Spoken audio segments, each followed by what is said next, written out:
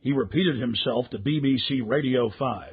The thing that concerns me is that what are we doing for the thousands of men and women actually who are in London working? And I say that because at 9:30 this morning we were actually running an exercise for over a company with 1,000 people in London based on simultaneous bombs going off precisely at the railway stations that happened this morning. So I still have the hairs on the back of my neck standing upright. To get this quite straight, you were running an exercise to see how you would cope with this, and it happened while you were running the exercise? Precisely. And it was about 9:30 this morning. We planned this for a company, and for obvious reasons I don't want to reveal their name, but if they're listening they'll know it. And we had a room full of crisis managers for the first time they met. And so within 5 minutes we made a pretty rapid decision. This is the real one. And so we went through the correct drills of activating crisis management procedures to jump from slow time to quick time thinking and so on. If we use a standard actuary employed by major insurance companies to calculate the probability of these events coinciding in a 10-year mean, we learn that the probability of this happening is greater than 1 in 300 tetragillion. To put that in perspective, that's a number with 41 zeros behind it. That is trillions and trillions and trillions and trillions and still more trillions times greater than all the grains of sand in all the world. To put that number in perspective, it has 41 zeros. Scientists using supercomputers have estimated that the Earth has over 7 quintillion grains of sand. A quintillion has 18 zeros. It would appear as some way of stopping the response of the emergency services or providing some kind of cover for what must be operations orchestrated in some way by the state. The evidence is overwhelming. All the telltale signs are there of government-sponsored terror. Only the British government had the know-how to carry out the attacks and to control the situation before and after the bombings. And of course, there's all the other admitted cases where the British government has hired terrorists to carry out assassinations or carried out bombings in their own country as a pretext for political control. And then, of course, there's qui bono, Latin for who benefits, who stands to gain. In the weeks leading up to 7/7, Tony Blair's poll numbers had fallen to the lowest point in his 7-year administration. His Labour Party was sure to lose the parliamentary elections. Support for the war was dismal. Despite the bombings, which did improve his approval ratings and support for the war, he was still only barely able to maintain control over the British House of Commons.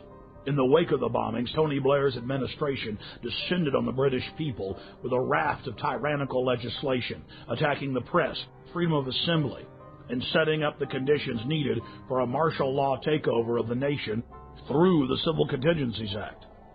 And of course, the bombings took place while world leaders were meeting in Scotland, so Bush and Blair could grandstand and blame the whole thing on Iraq, legitimizing their war. Despite the fact that the G8 World Summit was coming to England on July 7th, the British government lowered the terror threat on the London Underground in early June and conveniently lowered security. We were told that we invaded Iraq to bring the nation freedom, but Pentagon documents show their real plan was to balkanize the nation into 3 or 4 sections and foment endless sectarian civil war.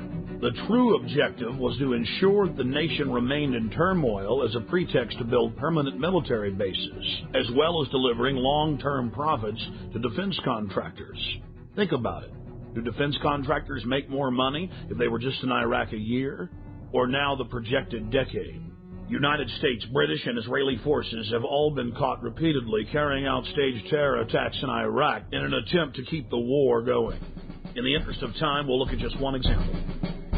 In late September of 2005, in the British-controlled city of Basra, 2 British Special Forces SAS commandos attacked a group of police at a checkpoint, killing one and injuring another. When they were finally subdued and brought into custody, their car was filled with plastic explosives, automatic weapons, rocket-propelled grenades, and other bomb-making materials. Why would members of Britain's most elite fighting force, the Special Air Services, be dressed up like Arabs out shooting police with a car full of plastic explosives in a city that had been racked by sectarian violence?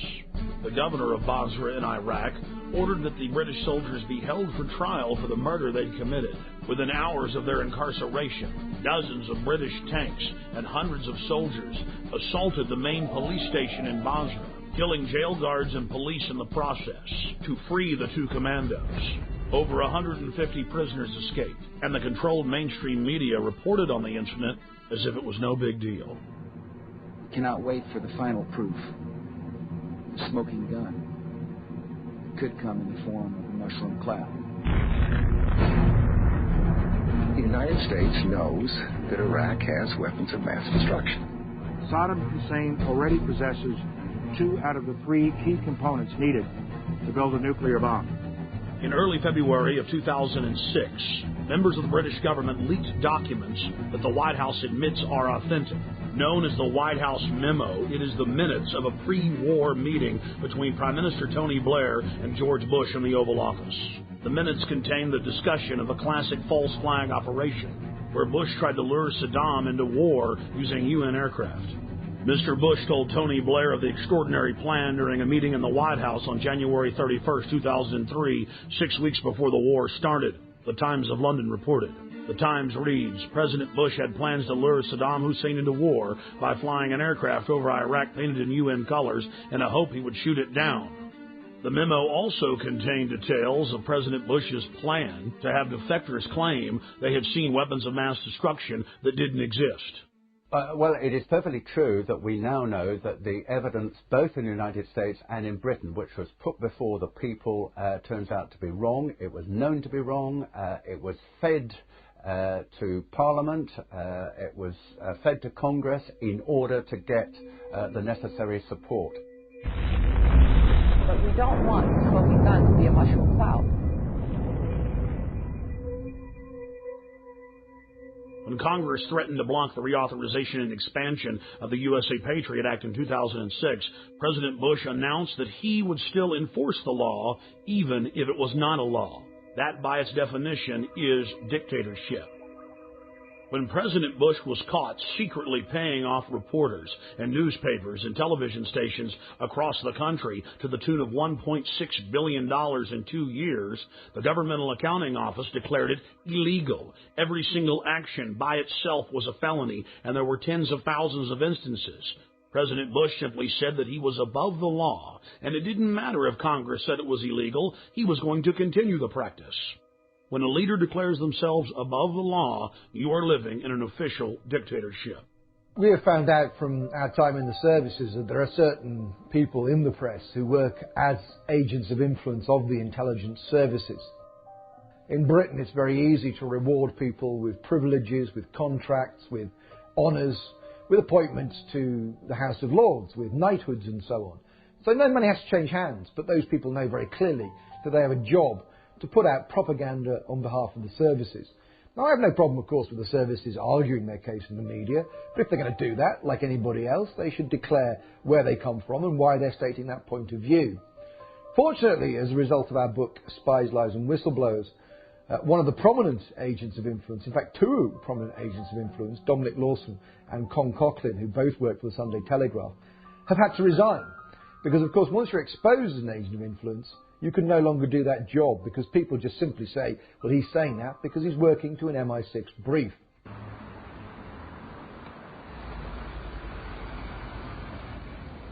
When Congress informed Bush that secret arrest, secret detention, and torture was illegal, he simply had his Attorney General, Alberto Gonzales, issuing a policy paper claiming that it was lawful. Known as the infamous torture memos, Gonzales said that they would simply stop calling it torture and call it pressure, and that if someone died in custody from torture, that was acceptable. But White House counsel John Yoo went even further. In memos that he wrote for the president that were used by the military as their authority to engage in torture, he stated that they could even torture small children in front of their parents, in some cases sexually. And in another shocking turn, President Bush has taken to signing pieces of legislation that haven't even passed the Congress. President Bush was also caught engaging in warrantless searches using the National Security Agency to spy on the American people. Bush claimed that he had executive authority to ignore any federal law he wished. The 1878 Posse Comitatus law bars the military from engaging in law enforcement activities against the American people. Bush was caught using the Defense Intelligence Agency, a branch of the Pentagon, to spy on peaceful anti-war activists. He again claimed that he was above the law.